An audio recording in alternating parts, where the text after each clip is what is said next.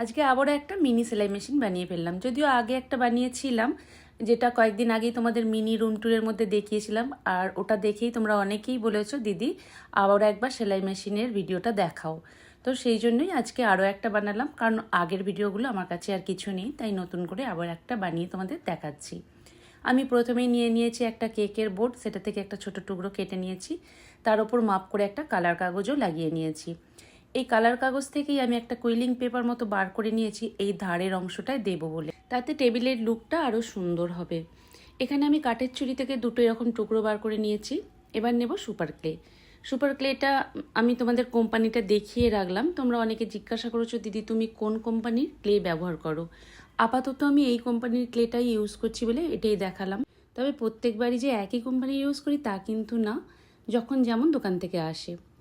এখানে আমি কাঠের টুকরোগুলোকে সুপার ক্লে দিয়ে চাপা দিয়ে দিয়েছি, আর ধারে এরকম সুন্দর করে ডিজাইন করে নিয়েছি। এগুলো আমি পায়া হিসেবে ব্যবহার করব। তো পায়াগুলোকে জোড়ার জন্য টেবিলের সঙ্গে প্রথমে একটু ফেভিকুইক দিয়ে তার উপর সুপার ক্লে সরু করে বসিয়ে দিয়েছি, তার উপরে আমি পায়াগুলো বসালাম, তাতে কিন্তু সুন্দরভাবে বসে যাবে। এবার আমি ওই কাঠের ছুরি থেকেই কয়েকটা টুকরো বার করে নিয়েছি। এখানে নিয়েছি একটু মোটা একটা পেপার, সেখান থেকে আমি দুটো টুকরো বার করে নিয়েছি, একটা গোল একটা স্কোয়ার মতো। এগুলো পরে কাজে লাগবে, তোমরা সেটা দেখলেই বুঝতে পারবে। এগুলোকে আমি কালো রং করে রেখে দিচ্ছি শুকনো হতে। এবার আমি বাকি কাজটাও করে নেব। গোলটার ধারটায় একটু ক্লে দিয়ে রাউন্ড করে ঘিরে দিয়েছি, ওটা হচ্ছে মেশিনের যে চাকাটা সেটা।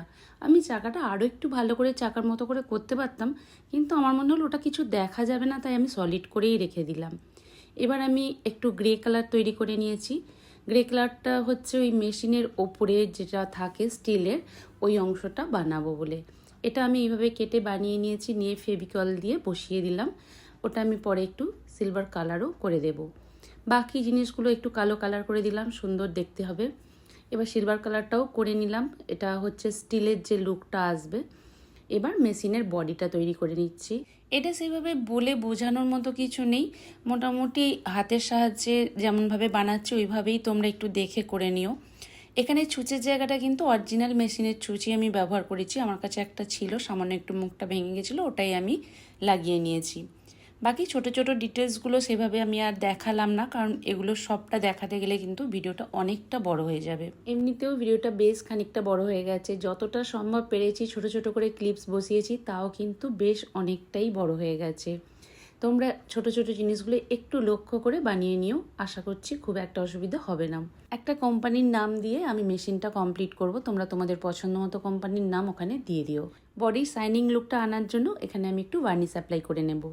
এই ছিল আজকে আমার মেশিন বানানোর প্রসেস। কেমন হয়েছে অবশ্যই আমাকে জানিও।